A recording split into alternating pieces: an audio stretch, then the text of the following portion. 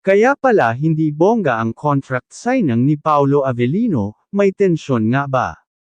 Usap-usapan ngayon sa social media ang tila low-key at simpleng contract signing ni Paolo Avellino sa ABS-CBN. Kung ikukumpara sa ibang kapamilya stars na may full media coverage, press con, at red carpet treatment, marami ang nagtaka, bakit parang hindi bongga ang balik kapamilya ni Paolo. Tahimik pero matatag.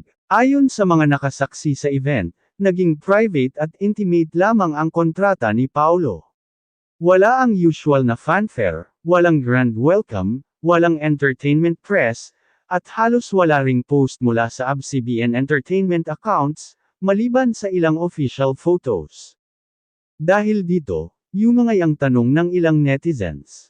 Mas mahigit, may issue ba sa loob? May hindi ba napagkasunduan?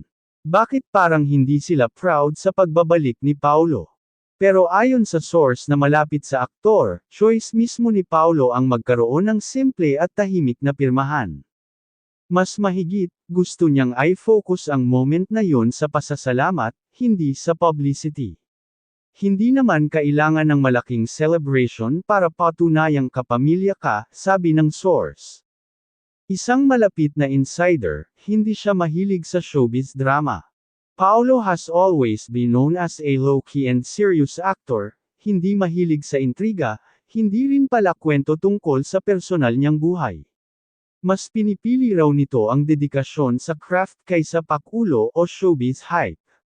Mas mahigit, ang gusto lang talaga ni Paolo ay makapagtrabaho, makapili ng magagandang proyekto, at makapaghatid ng dekalidad na pag-arte. Hindi niya kailangan ng spotlight sa bawat galaw. Pero teka, nasaan si Kim Chiu? Ito ang isa pang tanong ng netizens.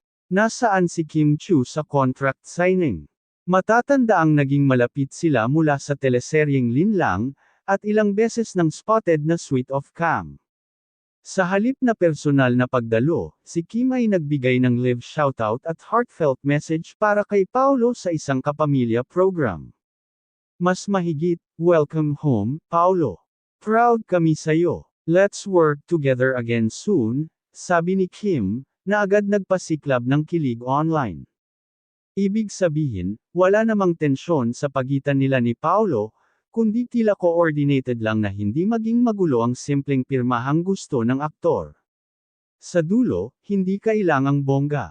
Ang pagbabalik ni Paolo Avellino sa Kapamilya Network ay hindi man puno ng fireworks at press con, pero mas meaningful ito sa tahimik na paraan, isang pagpapatunay na ang kanyang loyalty at galing ay hindi kailangang i-drama sa publiko.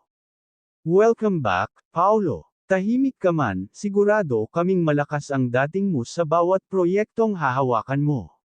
Follow Celebrity Hub for more exclusive scoops, heart-fluttering celeb moments, and everything about Paolo and Kim.